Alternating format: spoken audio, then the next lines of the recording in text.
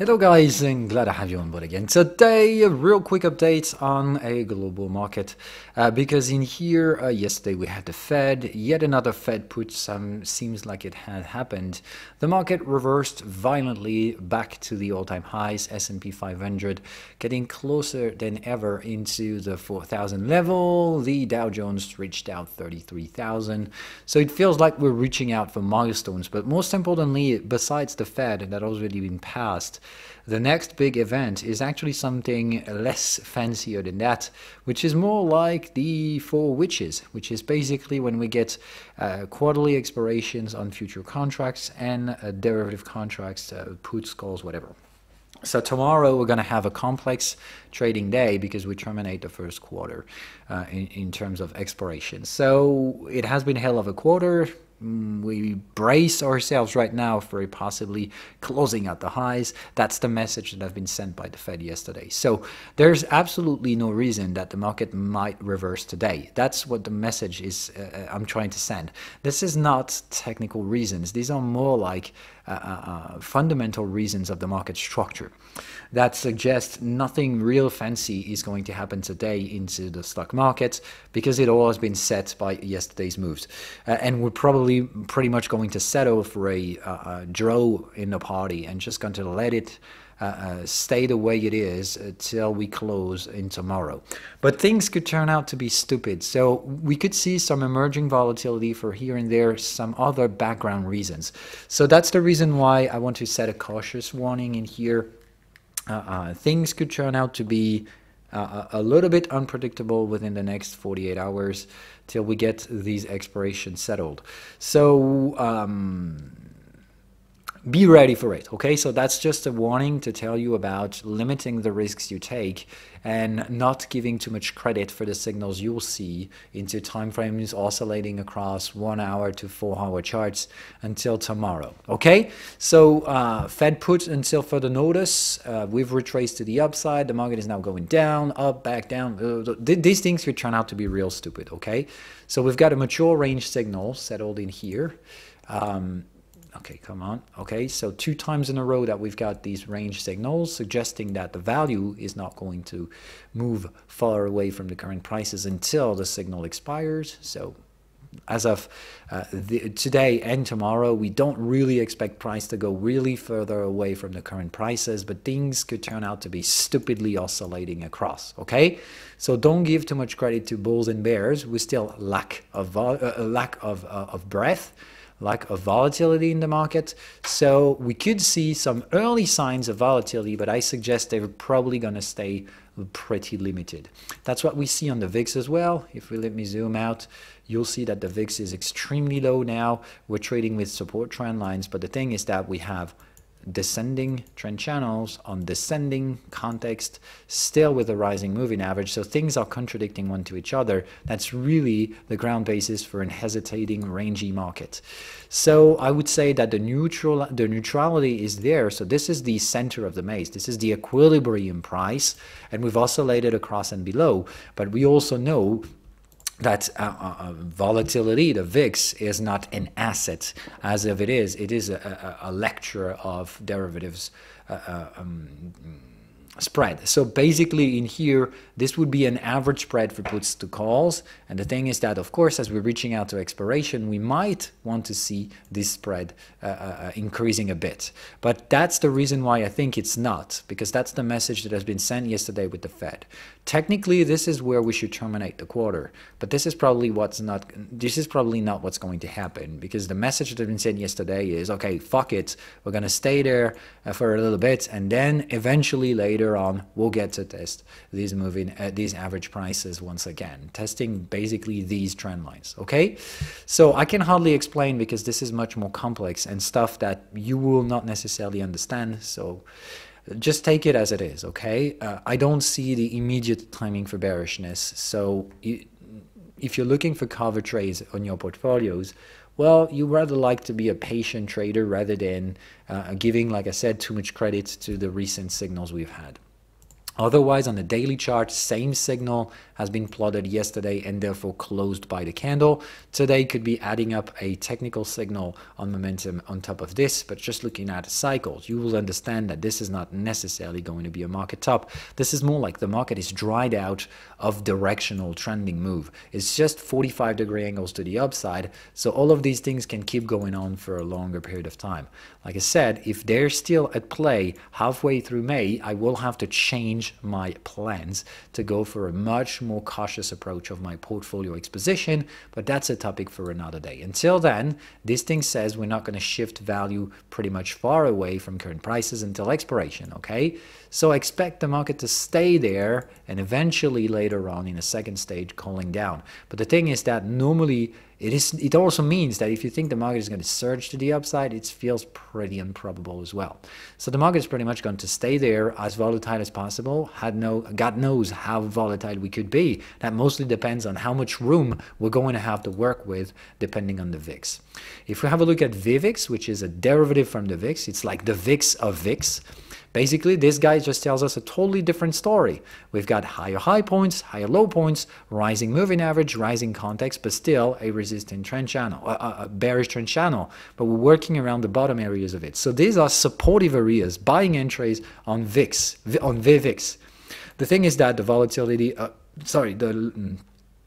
the momentum is too much squeezed, so something is going to happen out of this, and I pretty much stand for what I said. This can last for a few days, but normally volatility will emerge rather sooner than later, and we are into supportive areas in which people will start betting on VIX rebounces, okay? So we've got supports on the VIX that will prevail for volatility to emerge out of nowhere, like massive downside moves.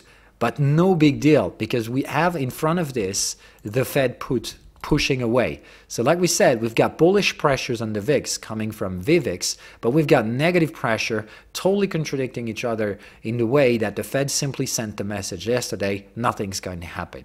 So the thing is, these pressures tend to somehow compensate each other at the moment, and I would say the Fed put seems to be the most important one. But if we have a look at junk bonds in here, look at them, they're still consolidating, so something goes wrong. Something definitely don't play the way the market tells it to be, okay? So it looks like it's bullish, but the thing is that it's not, okay? S&P 500 retraces to all-time high, but riskier assets didn't.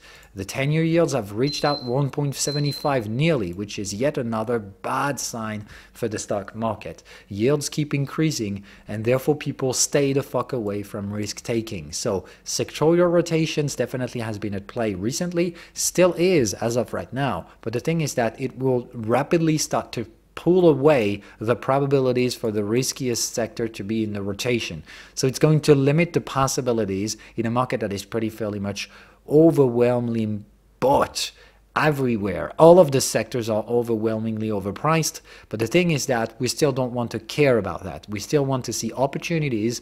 That's the reason why we're still in a late stage bull market, but still a bull market. Okay? USD WTI, real quick move. We can hardly say whatever the fuck is going to happen with this guy. Short-term assessment, we have a third range boundary in place. It is a bearish one. The resistant context, the market top has been made inside the resistant context. So, resistant trend channel in here. So it is a bearish third range boundary. The probability to break the second range boundary in here is reasonable. But the thing is that I'd like to see the market doing such a thing. That will be the first sign of deterioration in the USD WTI. So I'm still bearish on this guy, but I also know it's going to be violently shitty to actually reverse this thing. So patience, resilience, lots of experience is required to get out there. Don't sell the fucker if you are not ready for it, and it's going to be tricky, trappy, and painfully unpleasant for your brains if you're not mature enough in trading. Okay, then XAU, XAG, we're going to talk about these on the weekly updates, just as the same as USD and AUDNZD. I'm going to save them for the weekend update. Okay, right into Bitcoin now. this is what I have as well. Okay, we've got a tricky context in here. I've seen some of you guys totally having problems with the third range boundary plotting in here, and I got them understand that. Remember, that's in the PDF manual. Okay, when you have troubles in here, you would make the quick assessment on a bearish moving average with a rising context and a moving average in the middle. Well, pretty much looks like a range, so count your range boundary. 1, 2, 3, 4, 5. Okay, it is when you've gone from context to context. Okay, this is what it is. It looks like we could have made a delayed third range boundary in here. Okay, missed third range boundaries. So could be an intermediate range boundary in here. The thing is that despite that, that makes absolutely no sense. You would be 1, 2, 3, 4, 5, 6, 7 range boundary, no structure. Jesus, that sounds way too stupid. Most importantly, this one doesn't come with a Fibonacci retracement. This is barely 50%. So, well, something goes wrong. When it goes wrong, when it sounds stupid, that means time is a variable in your range. And when time is a variable, what are you using to filter out time in a range? One second, Fibonacci, guys, okay? So put your fibs and shut the fuck up.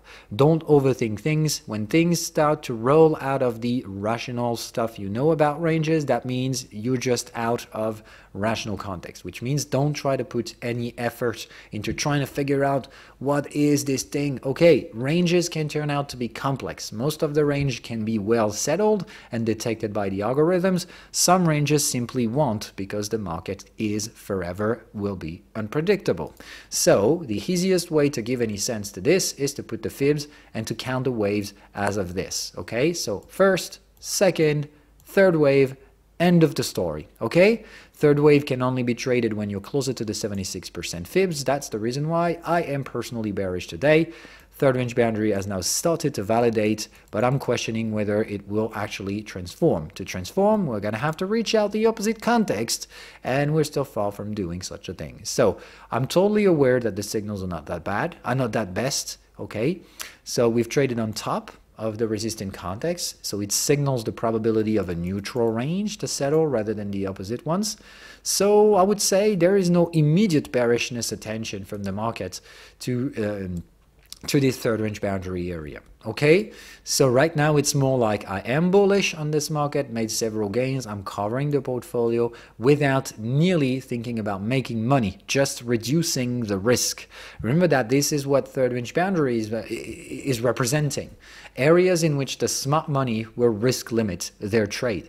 That doesn't mean they will short sell, that doesn't mean they will get the fuck out and run away. That just means this is the only area that matters for smart money. Smart money in here doesn't sell. Smart money in here risk limit. They generally take cover trades, and this is where they will decide if they sell the thing, if they partial profit take, how much are they going to profit take, and all of those things. We can hardly know, but we try to read it. And how do we do it? Looking at what types of signals could be triggered and all of those things. I'm like trying to find the fingerprints that the market leaves behind and try to give a rational sense to this to you guys who don't know anything about what professionals are doing. I'm just trying to let you understand what really is at play.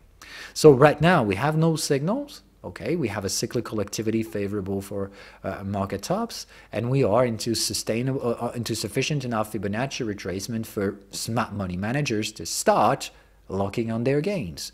What we see right now is that they're not rushing for it, so the market in here could either keep pushing to go for higher prices, could eventually validate the third range boundary and confirm it by retracing to this level.